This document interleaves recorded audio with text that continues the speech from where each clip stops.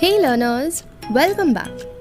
In the video series of the chapter 1, that is Financial Statements of Companies, the topic that we are going to discuss today is about the types of capital. We all know in a company there are various types of capital. Authorized capital, subscribed capital, paid up capital, called up capital and many more. So the concepts related to these capital should be very clear in our minds before we get into the understanding of the balance sheet. So to clear that concept only, here is the video. Do watch it full to have a better understanding.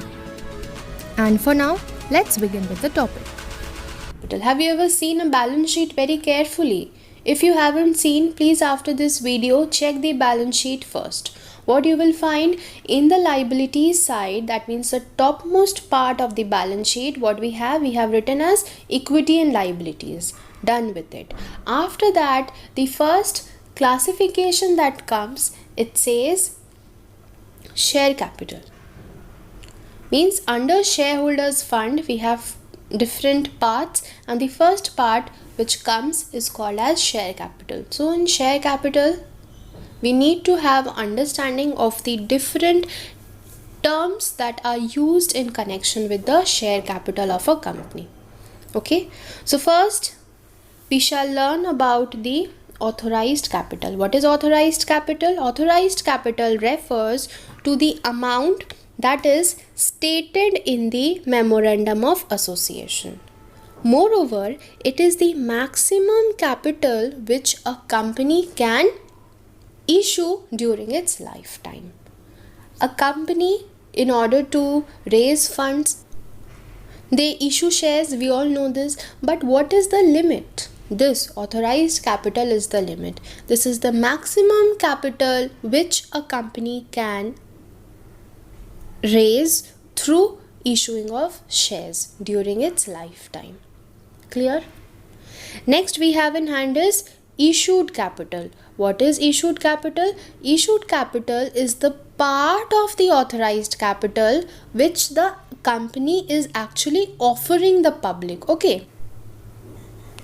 The remaining part of the authorized capital is known as the unissued capital, which can be issued later on. It may be noted that the issued capital can be either equal to or less than the authorized capital. Clear? So authorized capital is my total limit. Out of that total limit, the portion which I give to the public for subscription, that is my issued capital. And the part which I am not offering the public, that becomes my unissued part. Correct? Coming to the third type we have is subscribed capital. What is subscribed capital? Subscribed capital is that part of the issued capital that has been actually subscribed by the public. See, there's an example given. If 13,000 shares of rupees 100 each are offered to the public, that means you all are companies and you all are offering to the public 13,000 shares of rupees 100 each. Okay, now out of these total shares, how much is the public subscribing for? The public subscribes for 12,000 shares only. Okay, that means you have offered, but they have taken only 12,000. You have offered them 13,000, they have taken only 12,000. So as they are taking only 12,000, that 12,000 shares into 100, that means 12 lakh rupees becomes your subscribed capital. Clear? 12,000 shares into rupees 100 each, because each share has the face value rupees 100. Clear? Now there comes two concepts. One is subscribed and fully paid. Next concept is subscribed but not fully paid. Now what is this? Let's understand.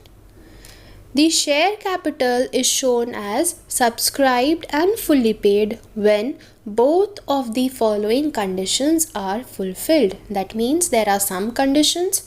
If it is followed, then we can call such capital to be subscribed and fully paid.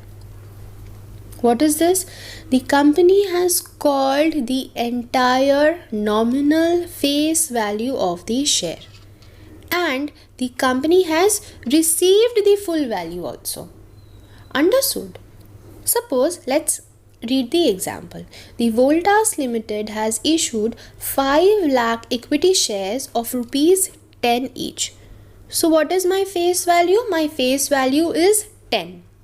Okay? And has called also 10 and has received also 10. That means while issuing the shares, the company has called full 10 rupees from its shareholders. Called 10 rupees means asked that, dear shareholder, you need to pay full money. Full money means full rupees 10 on each share you need to pay me. This is what the company is saying. Now the company has called full rupees 10. At the same time, the shareholder has also paid rupees 10 for each of the shares. Understood? So when the company is also calling full amount and the shareholder is also paying the full amount, then it will be called as subscribed and fully paid. Means the shares were subscribed and whatever was the called amount, that is fully paid by the shareholders. Nothing is pending. Understood? Clear? Subscribed and fully paid. I repeat, subscribed and fully paid means whatever is the face value of the shares that the company has also called, means the company has also asked from the shareholders. At the same time, the shareholders have also paid it. Okay, so there is no pending, no outstanding, nothing. Whatever is the amount, the company has called and the company has received it. Okay, that is subscribed and fully paid. But what is subscribed and not fully paid? Subscribed and not fully paid can either be in two conditions. What are the two conditions? See, first condition can be that the company has called, the company has asked for the amount, but the shareholders did not pay. Understood? For example, the amount was rupees 10 per share. The company has called full rupees 10 that, dear shareholders, you need to pay full rupees 10 for that particular share. But what did the shareholder do? The shareholder has only paid rupees 8. 2 rupees is still outstanding. That time we call it subscribed. Means the shareholder has subscribed the shares. The shareholders has taken the shares, but they have not fully paid for it. Some amount is still outstanding. Okay? First condition you understood, when the shareholder is making some default in giving the payment.